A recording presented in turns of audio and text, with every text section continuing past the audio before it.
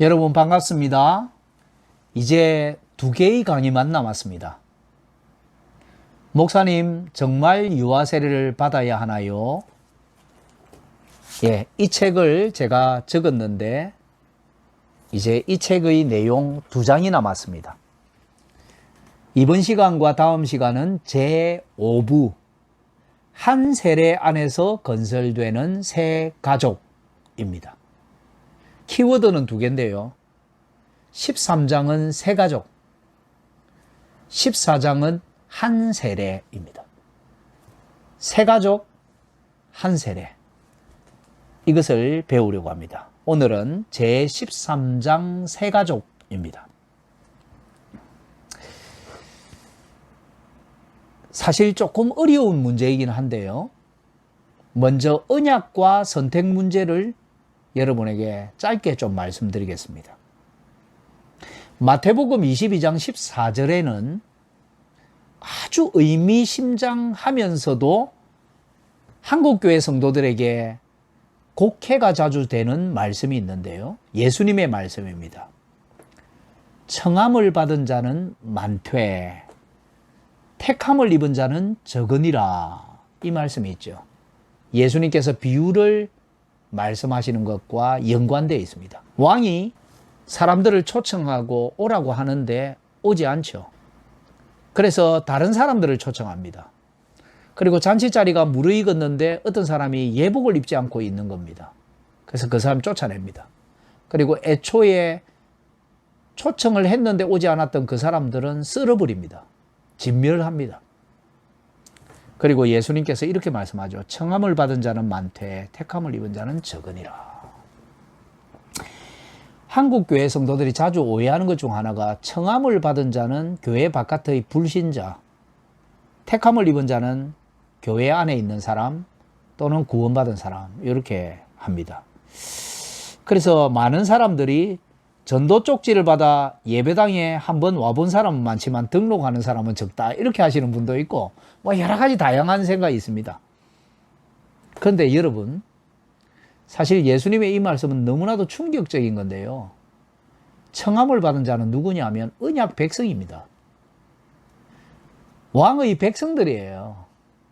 그리고 예전에 오겠다고 약속한 사람들에게 약속대로 오라고 했는데 안 온 거예요, 이 사람들이.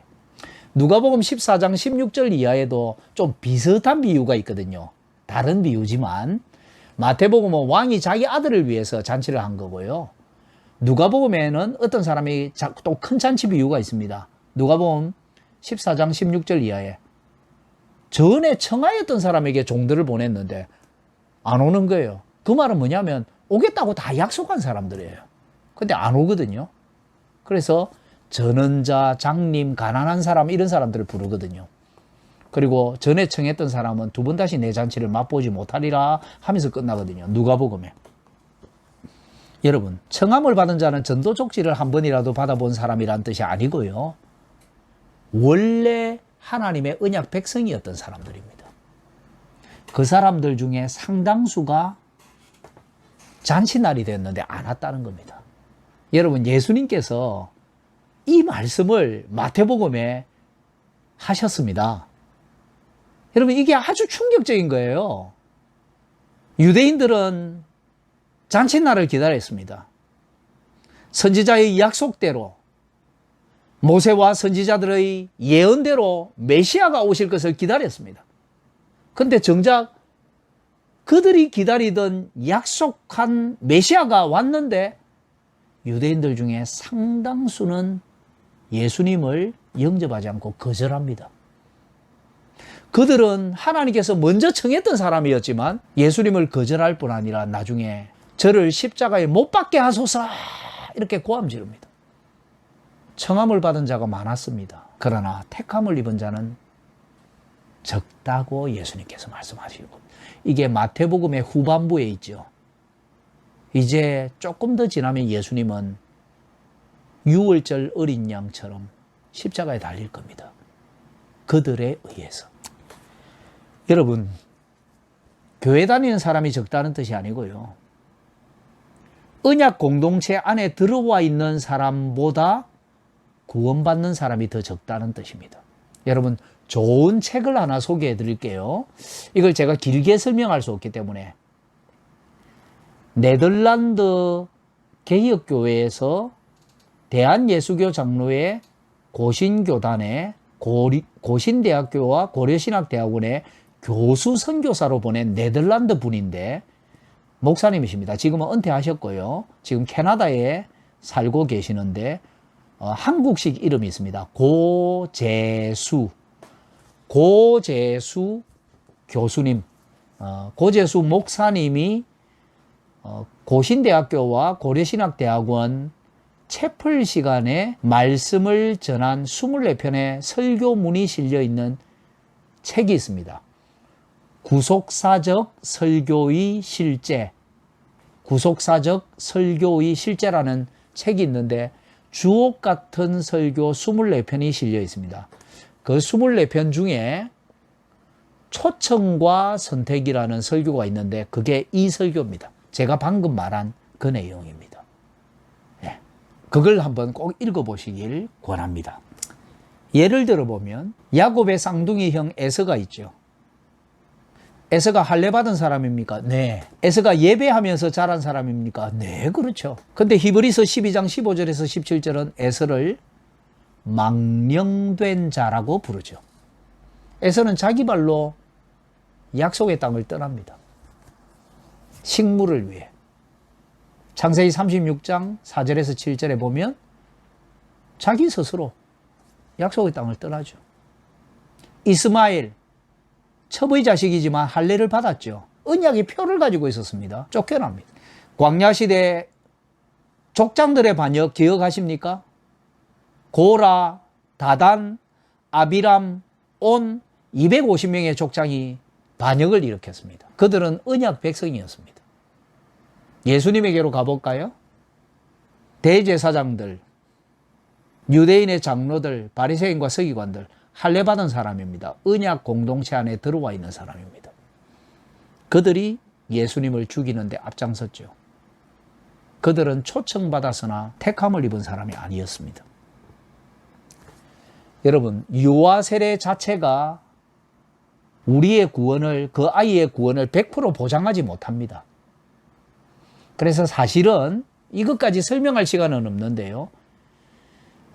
개혁교회 신앙 고백은 유아들이 죽었을 때 그 아이의 구원을 의심하지 말아야 한다. 이렇게 하지, 그 아이는 구원받는다. 이렇게 적지 않습니다. 구원을 의심하지 말아야 된다라는 약간 돌려서 우회적인 표현으로 고백을 하거든요. 우리 웨스트민스터 신앙고백서 28장 5절은 여기에 대해서도 적어 놓았습니다. 유아 세례 자체가 구원의 완전한 보장은 아닙니다. 이 성례를, 이것이 세례입니다. 이 성례를 모독하거나 소홀하게 대하는 것은 큰 죄이다. 그러니까 내가 예수님을 믿는데도 계속 세례를 안 받고 늦추면 안 됩니다. 또 내가 신자인데 우리 자녀에게 유아 세례를 안 주려고 해서는 안 됩니다. 그래서 큰 죄입니다. 그것은. 하지만 세례 없이는 중생이나 구원을 받을 수 없다든지 또는 세례만 받으면 누구나 확실하게 중생을 받게 된다고 말할 수 있을 정도로 세례와 은혜와 구원이 불가분리적으로 결합되어 있지는 않다. 이 말이 뭐냐면 세례와 구원이 100% 일치하는 것은 아니다. 이 말입니다. 여러분, 로마 천주교는요, 구원론을 성례론 밑에다 갖다 놓았습니다. 심지어는 성령론도 성례론 밑에 갖다 놓았어요. 그러니까 어떻게 돼요? 성례가 구원을 좌지우지하게 되겠죠. 그게 로마 천주교였습니다. 그러나 우리는 그렇지 않죠. 성례는 우리의 믿음을 강화시키지만 믿음을 만들어내지는 못합니다. 로마 천주교와 이런 점에서 상당한 차이가 있습니다. 개신교는요. 그래서 유아 세례를 받았다 그 사실 자체가 구원의 100% 보장이 아닙니다. 그러나 그렇다고 해서 유아 세례를 업신여기거나 소홀히 하거나 해서는 안 됩니다. 구원받는 사람은 거의 언제나 언약 백성이 되는 길을 걷습니다. 제가 거의 언제나라는 표현을 조심스럽게 사용했는데 그 이유가 있습니다. 어떤 사람이 죽기 전에 진짜 예수 그리스도를 구주로 영접하고 죽을 수 있거든요. 그런데 이 사람이 예수님을 영접하고 1시간, 2시간 뒤에 죽은 거예요. 중환자실에서. 근데 이 사람이 주일에 교회를 출석하기 전에 죽었고 세례를 받을 시간이 없었잖아요. 그러니까 언약 공동체 안에 공적으로 들어오지는 못했죠. 그러나 이런 사람은 구원을 받은 거죠. 그죠? 그래서 성례를 미처 못 받았다고 해서 무조건 구원을 못 받았다 이렇게 말할 수가 없는 거예요. 로마 천주교는 임종도 성례거든요. 그래서 임종할 때 신부가 언제나 옆에 있어야 됩니다. 그리고 성례론 밑에 구원론이 딸려 있기 때문에 그래요. 예. 물론 임종은 성례가 아닙니다. 예. 구원받는 사람은 이런 아주 특수한 경우를 제외하고는 언약 백성이 되는 길을 걸어갑니다. 그러니까 동그라미를 크게 하나 그리시고 그 안에 작게 그려 놓으시면 됩니다. 큰 동그라미가 언약 공동체라고 생각하시고 그 안에 작은 동그라미가 선택입니다. 외적인 언약의 표를 가지고 있다고 해서 모두 구원받는 건 아닙니다. 제가 아까 여러 예를 드렸고요. 그래서 유아 세례가 한편으로는 100% 구원의 보장은 아니지만 동시에 언약 백성이라면 마땅히 언약의 표를 가져야 하고 구원받는 백성은 언약 공동체 안에 가입하게 된다는 것을 기억하셔야 됩니다. 그 다음에 우리가 좀 생각할 것은 언약 백성이 출생하는 3가지 통로인데요. 첫 번째로는 믿는 부모의 가정에서 출생하는 겁니다. 짝 믿는 가정 포함. 저도 모태신앙이거든요. 예수님을 믿는 부모에게서 제가 태어났습니다. 첫 번째. 또 하나가 있습니다. 언약 백성은 이렇게만 태어나는 게 아닙니다. 전도를 통해서도 태어납니다. 복음 전도. 복음 전도에 의해 예수님을 영접하는 사람이 있죠. 이런 사람은 유아 세례를 받지 못하지만 성인 세례를 나중에 받아야 되죠. 이것도 태어나는 겁니다. 여러분, 제가 필리핀에서 한 1년 가까이 살았던 적이 있었거든요. 필리핀에서는 필리핀식의 영어가 있는데요. 필리핀은 한 80몇 프로가 천주교거든요. 그 개신교 신자가 더 적어요. 그 개신교 신자를 뭐라고 부르느냐? Born again Christian이라고 부릅니다. 중생한 그리스도인이라는 뜻이죠. 다시 태어났다는 말이죠. 여러분, 이것도 출생입니다. 여러분, 전도가 되어서 예수 그리스도를 구주로 믿은 사람 있죠? 우리 중에 많죠? 이것도 출생입니다, 여러분. 이것도 태어나는 겁니다. 그래서 중생이라고 하지 않습니까? 요한복음 3장 니고데모에게 예수님이 말씀하시죠. 물과 성령으로 거듭나지 않으면 하나님 나라에 들어갈 수 없느니라. 고린도전서 4장 14절에서 15절에 바울은 이렇게 말하죠. 너희를 내 사랑하는 자녀같이 권한다. 이렇게 말하거든요. 그리고 그리스도 안에서 1만 스승이 있으되 아비는 많지 않다. 그리스도 예수 안에서 복음으로서 내가 너희를 낳았다. 사도 바울이 고린도 교회 성도들을 낳았대요. 아니, 남자인데. 예, 두 번째 경우죠. 믿는 가정에서 태어나는 사람이 있고 복음 전도를 통해 태어나는 사람. 이것도 출생입니다. 갈라디아 4장 19절에 사도 바울이 이렇게 말하죠. 다시 너희를 위하여 해산하는 수고를 하노니. 두 번째 경우죠. 세 번째도 있습니다. 입양입니다. 믿는 가정에서 자녀를 입양함으로 기독교인이 되는 경우도 있습니다. 여러분, 입양을 우리는 애를 못 낳으니까 그냥 대리만족 비슷하게 이렇게 생각하면 안 됩니다. 그리스도인은. 여러분, 입양은 기독교 교리에서 중요한 게요. 하이델베르그 교리문답은 예수님과 우리가 다 하나님의 아들인데 차이를 말하죠. 예수님은 본성적으로 하나님의 친아들이시지만 우리는 어떤 아들이죠? 입양된 아들입니다. 여러분, 기독교인은 모두 다 양자입니다. 입양된 사람들입니다. 우리는 하나님의 아버지의 친아들, 친딸들이 아닙니다. 그런데 우리도 입양되었거든요. 예수 그리스도를 믿음으로. 로마서 8장 14절에서 17절 그리고 23절에 하나님의 영으로 인도함을 받는 그들은 곧 하나님의 아들이라 하면서 우리는 무서워하는 종의 영을 받지 아니하였고 양자의 영을 받았으므로 아바 아버지라 부르짖느니라 하거든요. 우리가 양자의 영을 받았대요. 그래서 하나님을 아버지라 부를 수 없는 우리가 아버지, 아바 아버지, 아빠 아버지 이렇게 부른대요. 오늘날 그리스도인들은 유교 문화 때문인지 혈통을 무시할 수는 없지만 지나치게 높게 보는 경향이 있습니다. 로마서 9장 6절에서 8절을 보면 이스라엘에게서 난 그들이 다 이스라엘이 아니요 아브라함의 시드가 다 그 자녀가 아니라 육신의 자녀가 하나님의 자녀가 아니라 오직 약속의 자녀가 씨로 여기심을 받느니라 하죠. 그리고 갈라디아 교회 성도들은 혈통으로는 아브라함의 씨가 아니었죠. 그런데 그들도 믿음으로 아브라함의 씨가 되었다라고 말합니다. 갈라디아 3장에도 나오죠. 그게 로마서 9장에도 나오죠. 여러분 이걸 아셔야 됩니다.